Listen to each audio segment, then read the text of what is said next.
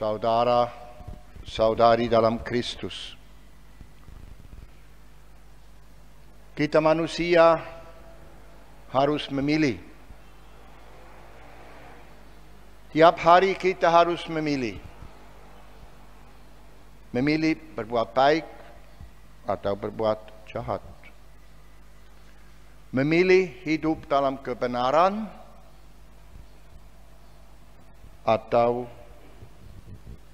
dalam tidak kebenaran. Hidup dalam cinta kasih atau tidak peduli perintah Allah tentang cinta kasih. Tiap hari kita harus memilih, mau kita hidup sebagai siapa? Bersama dengan Allah atau tidak mau tahu tentang Allah? Bersama dengan Tuhan atau tanpa Tuhan? Hari ini kita dengar 3 bacaan, dan 3 bacaan bicara tentang hal ini. Bacaan pertama yang kita dengar dari buku 2 Raja tentang Nabi Elisa. Nabi Elisa yang dulu menggantikan Nabi Elia abad ke-9. Nabi itu datang ke sebuah kampung, ke Sunem, itu di lembah Israel, di Israel. Dan Nabi datang dari utara, berjalan ke daerah itu. Dan Nabi selalu kalau dia ke sana, dia singgah di rumah keluarga yang berada. Dan keluarga itu dengan senang hati menerima dia. Karena keluarga itu yakin Elisa seorang nabi. Nabi yang diutus Allah. Karena itu keluarga itu ambil keputusan membuat tempat indah untuk dia. Membangun sebuah kamar lengkap dengan tempat tidur, lengkap dengan meja, supaya waktu Nabi datang dia dapat beristirahat, dapat tinggal di sana. Dan Nabi Elisa sangat menghargai kebaikan keluarga itu. Sehingga dia pikir, bagaimana saya bisa balas budi dengan keluarga itu. Dan dia tanya dengan Gehasi, itu hamba dalam keluarga itu, apa kiranya saya bisa berikan kepada keluarga itu. Dan Gehasi menjawab, ya, keluarga itu ada satu masalah. Mereka tidak punya anak. Mereka ingin mendapat anak. Maka Nabi Elisa berkata kepada keluarga itu, tahun depan waktu saya kembali, kalian sudah akan mempunyai seorang putra.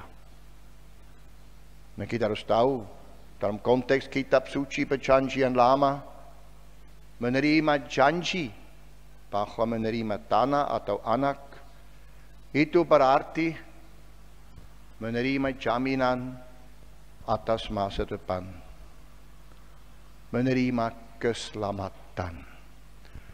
Keluarga itu karena berbuat baik, karena menerima seorang nabi dan perhatikan seorang nabi, keluarga itu diberikan keselamatan. Nah, kita lihat dalam Injil tadi. Yesus dalam Injil ini, dia bicara dengan murid-muridnya. Dan dia jelas, dia bilang, kamu harus juga memilih. Memilih aku atau dunia. Kalau kalian lebih menghargai dan lebih tertarik kepada keluarga atau kepada teman, kawan, maka kamu tidak layak untuk aku. Kalau kamu mau mengikuti aku, kamu harus memilih aku seutuhnya, sepenuhnya. Malahan Yesus bilang, kalau kalian memilih nyawa sendiri lebih tinggi daripada aku, kamu akan hilang nyawa. Tapi kalau kamu memilih aku, mengikuti aku, mungkin hilang nyawa karena aku, kamu akan memperoleh kembali nyawa kehidupan kamu. Malahan Yesus teruskan, dia bilang, kalau kalian berbuat baik kepada orang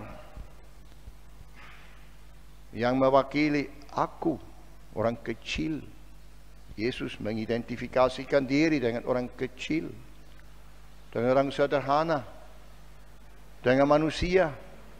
Kalau kalian berbuat baik, kalian pasti dapat upah di surga. Sungguh-sungguh Yesus berkata, kalau kalian hanya memberikan satu cangkir air kepada orang, maka Bapa di surga pasti ingat, dan kamu pasti mendapat upah di surga.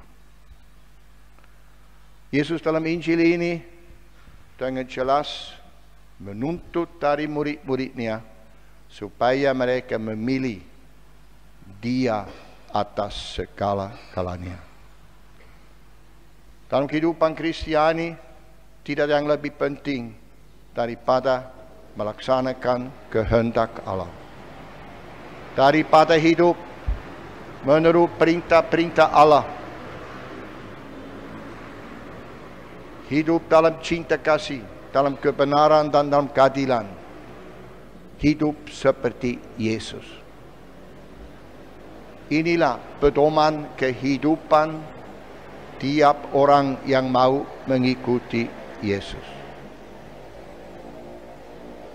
Saudara-saudari, bacaan pertama, bacaan Injil, memperlihatkan kepada kita bahwa kita harus memilih. Memilih yang benar, memilih mengikuti Yesus. Dan dalam bacaan kedua, Santo Paulus buat kesimpulan atas hal ini. Santo Paulus dalam surat kepada orang Romawi, dia berkata, kalau kamu dipermandikan dan kamu dipermandikan atas nama Yesus, maka kamu dipersatukan dengan Yesus. Dengan Yesus yang wafat dan bangkit. Maka kalian memikul salib kehidupan, seperti kata-kata Yesus sendiri. Memikul salib mengikuti Dia, maka kamu juga memperoleh kehidupan abadi. Santo Paulus menjelaskan kepada kita, kalau kita memilih Yesus dan mengikuti Dia, bahwa kita diberikan upah ganjaran abadi di surga, kehidupan abadi. Saudara-saudari, bacaan Injil hari ini menuntut kita untuk memikirkan prioritas-prioritas kehidupan kita. Dan kita selalu ingat bahwa yang paling penting dalam kehidupan kita sebagai pengikut Yesus, yaitu hidup seperti Dia. Percaya atas Yesus, bahwa dalam Dia, walaupun kita harus memikul salib tantangan kehidupan, kita diberikan masa depan, yaitu keselamatan abadi, kehidupan abadi. Marilah kita berdoa hari ini, supaya kita selalu mampu untuk memahami sabda Tuhan itu. Mampu mengikuti Yesus, mampu memikul salib kehidupan, dan dalam segala tantangan kehidupan selalu yakin dan percaya bahwa kita dalam tangan Tuhan. Selalu yakin dan percaya bahwa keselamatan hanya diberikan kepada kita dengan mengikuti Yesus. Karena lewat Tuhan, Allah memberikan kepada kita keselamatan abadi. Amin.